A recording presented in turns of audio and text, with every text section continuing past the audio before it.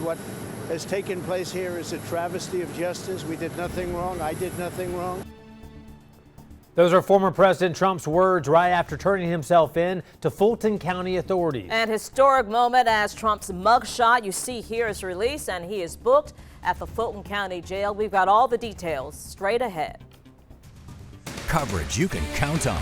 You're watching WTVM News Leader 9, sponsored by Montlick Injury Attorneys.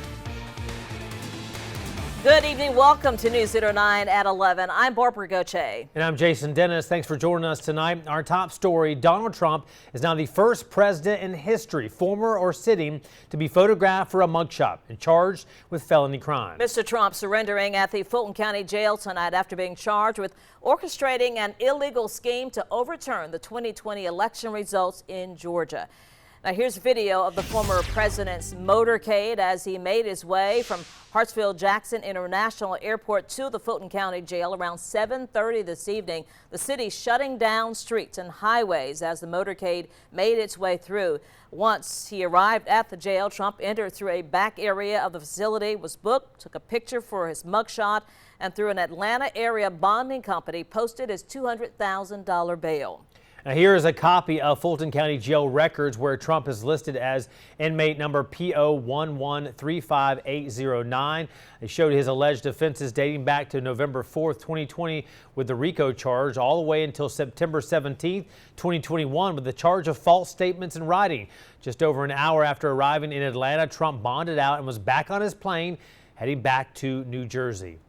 This is the fourth time Trump has been indicted this year. The former president tonight reacting on both social media and at Hartsfield-Jackson Airport on his legal battle in the Peach State. Through his Truth Social page, Trump telling his followers he committed no crime, calling his indictment fake justice and election interference.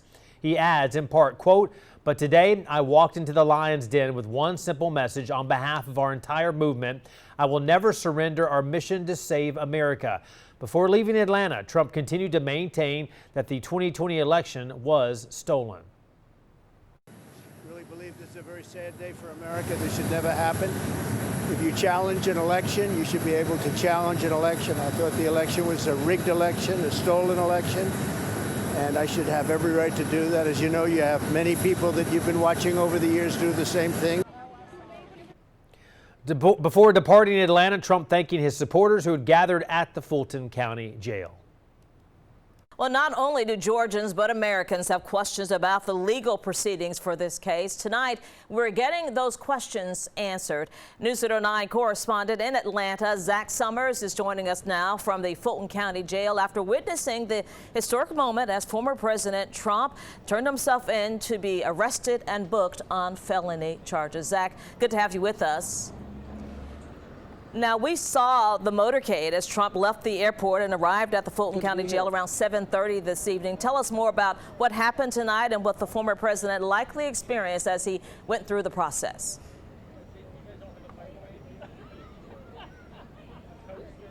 Yeah, the 45th President of the United States was officially booked and released from the Fulton County Jail, as you said, around 7:30 tonight, a first in our nation's history, and easily Donald Trump is the most high-profile person to ever be processed at this jail. His mugshot was released not too long ago, and the former president posted the image himself to his campaign page saying, quote, "Today at the notoriously violent jail in Fulton County, Georgia, I was arrested despite having committed no crime." Now, the former president was in Atlanta for about an hour and a half. That's the time it took to arrive at Hartsfield-Jackson International, be processed here at the jail, and then return back to the airport where he departed for the Northeast. Now, you know, the former president, he has a $200,000 bond settlement, and as part of that settlement, he's barred from talking to any, or rather intimidating any witnesses, co-defendants, or victims in this case, and that includes on social media. But the former president telling reporters on the tarmac before he departed,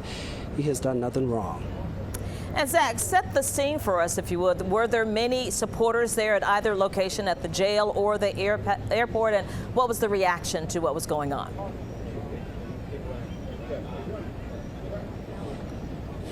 Yeah, well, the former president entered from this side of the jail. This is the Jefferson Street entrance. It's more secured. There's also the Rice Street entrance, which is just around the corner. That's where a lot of his supporters, protesters, and demonstrators were. There were at least about 100 folks over there, of course, with media from both here and around the world. The former president never made it to that side of the street. He came down Jefferson Street, went into the jail, was processed, and then headed back the same route he took to get here, back to the airport. In terms of any chaos or violence or anything like that, there were a couple of hiccups over there on the Rice side. We heard some Trump supporters from other reporters here on the ground. Got a bit heated with them. Deputies had to get involved. But for the most part, you had, again, both supporters and protesters all in the same area witnessing this historic event. Yeah, historic indeed. Finally, Zach, so what's next for Mr. Trump and the others? They'll be arraigned next, and do we have any idea on when trial will start?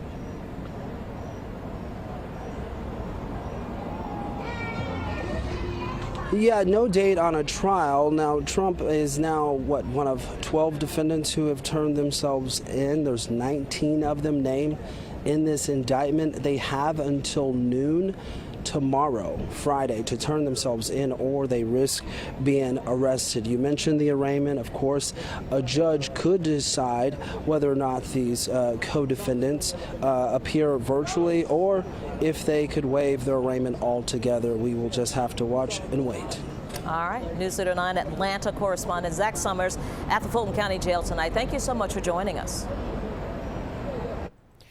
And the Fulton County Sheriff's Office says there are still 7 remaining defendants out of the 19 that need to turn themselves in, like you said, by noon tomorrow. Sheriff Patrick Labatt says security will remain in place at the jail as they expect to continue seeing supporters and protesters. As for when Trump and the others will be arraigned, that's still unclear, but District Attorney Fonnie Willis has asked for that to happen in the first week of September. And with one defendant requesting a speedy trial, these cases could start to be heard in October. Stay with News Leader 9 on air and online as we continue to follow developments in this story.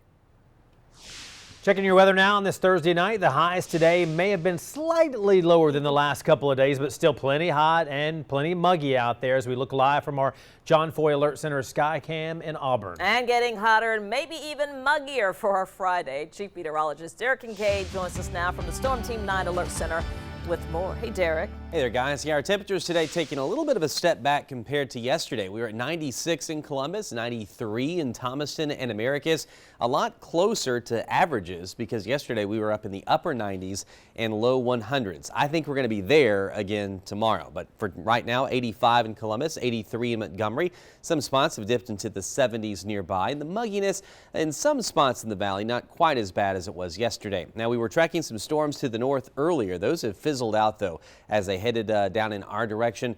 I don't think we'll get a lot of rain around here early on Friday. Our coverage near 0, but the afternoon and the evening, we'll see an uptick in that chance at a shower or storm. So we're going to talk a bit more about that, your high school football forecasts and more, and a look down in the tropics coming up in just a little bit, guys. All right, thank you, Derek. My Georgia inmate serving time in Columbus is fighting for his life tonight, and his family also fighting for answers. According to his mother, he fell off a prison work truck and was dragged for miles before the ordeal ended. The family getting a chance to see him at first, but now the visitations and answers about how he's doing have stopped. Newsletter 9's Amaya Graham spoke to them about this situation. Emotions are running high for the family of Clarence Nash. During an inmate work detail, Nash fell off the back of a detail truck and was dragged in between 2 tires for 125 feet after falling. He was treated at Piedmont Columbus Regional, then sent to Grady Hospital in Columbus. Nash's mother says that's when things changed. August 15th, Flat Rock Park in Columbus. Inmate Clarence Nash was sitting on the rear of a Muskogee County Prison work detail truck near the walking trail. According to the police report, Nash was watching a woman running when he fell off the rear of the truck and became stuck in between 2 wheels of a trailer that was connected to the truck.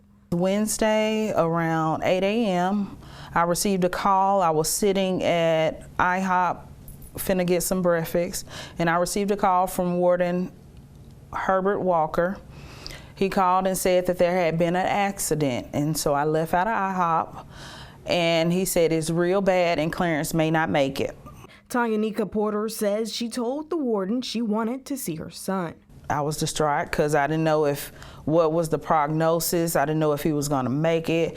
I didn't at first see how bad or extensive the damage was, the injuries he had. And so I couldn't think. We went to the scene where it all took place. They say seeing the tire marks that were reported in the police report infuriates them. I'm hurt. Seriously, I'm hurt. Yeah, more. And for them to be giving us the runaround on my son's condition, yeah, no. Porter says her son's injuries so severe he can only lay in one position. The left side of Nash's skull was removed, along with bad friction burns on his torso and hip.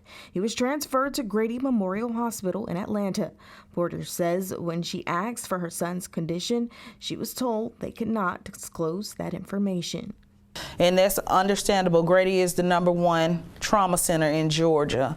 So I'm glad that he's getting the proper care, but I still need answers. I need to know what's going on with him. Porter says she also reached out to the warden of Muskogee County Prison, but still got no answers on her son's condition. We're going to continue to stay on him.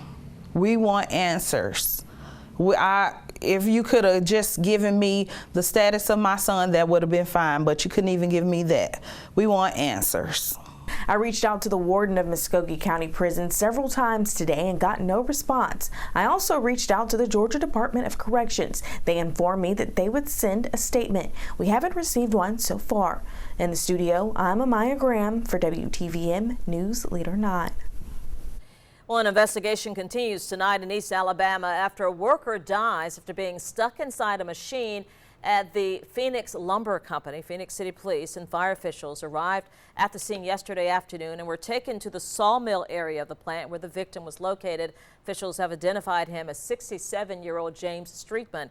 He was pronounced dead there at the scene. The captain of the Phoenix City Police Department's Criminal Investigation Division tells News Leader 9 several agencies are investigating the incident. OSHA, the Occupational Safety and Health Administration, has opened its own investigation. This is the second time in 3 years that a worker has died at this same facility. We're now 1 day away from the state line showdown. This is between the Glenwood Gators and the Brookstone Cougars. Tonight we go all access with Coach Ryan Nelson and the Gators ahead of the big game. All Access, sponsored by Gill's Auto Sales. It's a normal Monday practice for you. It's working all fundamentals. Good, next guy's up. Let's go. First step, first step, first step. Well, obviously preparation is try to be 1-0 Friday night at 11:30, 11 o'clock. So, but no, we're preparing just like we would every week. You know, our week starts on Sunday, so we got in here yesterday and we started game planning. Got a good lift with the kids, got some running going. So, very physical game we played last week. So just getting back in the building, turning the page, and you know, trying to be 1-0 this week, like I said. It ain't that hot out here, guys. I thought it was gonna be like crazy hot out here today. It ain't no worse than it was last week. Good. Good, Trey. Good, good. A lot better, son. It's good competition, you know. I love going to get good competition. You know, football don't feel the same if it's not like a hard game, so that's really all I got to say about it. Better, better. Hey, have confidence in what you're doing, man. Have confidence in what you're doing. You know, just proud of our kids, and most importantly, I mean, like I told you at media days, expectations are high, and we're not going to run for that. We hope we're there in the last game of the year, and but like I told y'all, these first 2 ball games are, you know, 2 state championship caliber games for us, and we played one last Friday night, so we got to kind of flip the script, turn the page, and get ready for a great ball game and a great team, a great program this Friday night. Pride off, jog off the field, let's go.